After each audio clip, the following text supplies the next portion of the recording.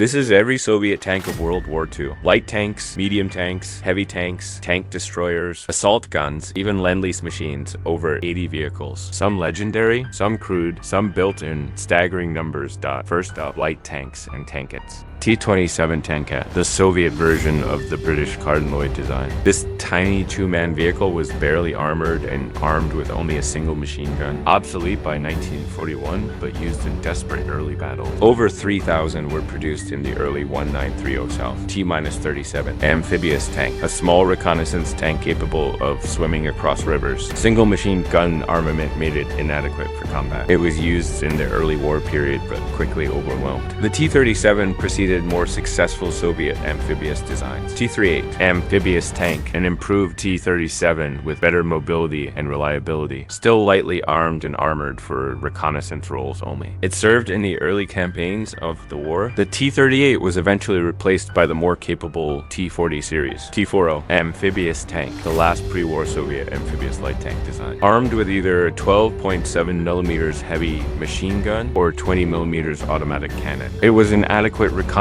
vehicle for its time. Production was shifted to the Len, only T-60 after Barbarossa. T-60 light tank, an emergency wartime design simple enough to build in automobile factories. Armed with a 20mm automatic cannon against lightly armored targets. Built in evacuated factories during Germany's initial invasion. Over 6,000 produced despite its severe limitations against German armor. T-70 light tank, an improved T-60 with better armor protection and a 45mm main gun. Two engines in tandem configuration provided adequate power. It made the design more combat capable than the T-60. The T-70 served extensively from 1942 through 1943. T-80 light tank, the final evolution of the T-70 design with improved armor protection. Limited production run as T-34 manufacturing took absolute priority. It was phased out by late 1943 as medium tanks dominated production. Better resources went to vehicles with greater battlefield impact. BT-2 fast tank,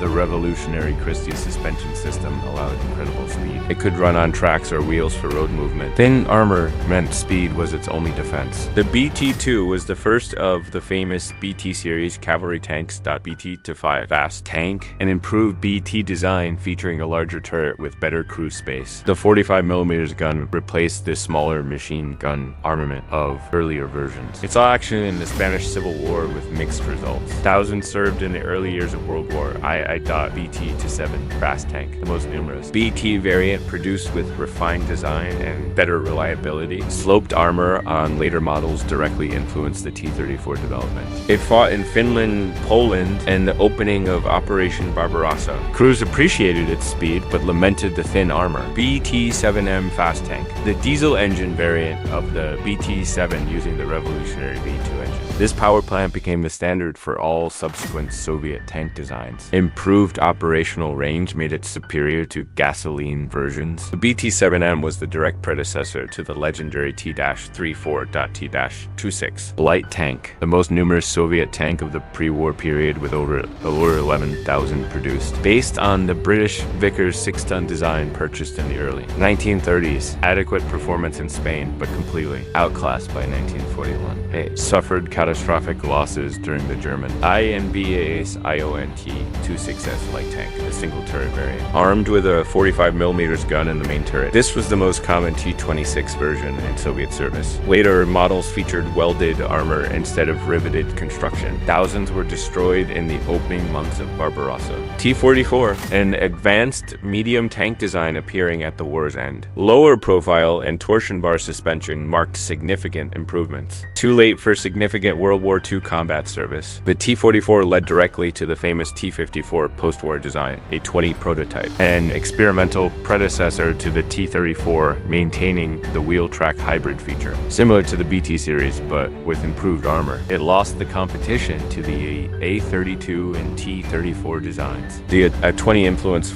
final T-34 design choices significantly. The 32 prototype, the direct T-34 predecessor with thicker armor than the A-20. Testing proved that heavier armor was viable without excessive mobility loss. This led to the final T-34 production decision, T-34M prototype, an improved T-34 featuring torsion bar suspension instead of Christie. Better suspension and ergonomics would have improved crew comfort. Operation Barbarossa interrupted all development work. Many features eventually appeared in the post-war T-40 design.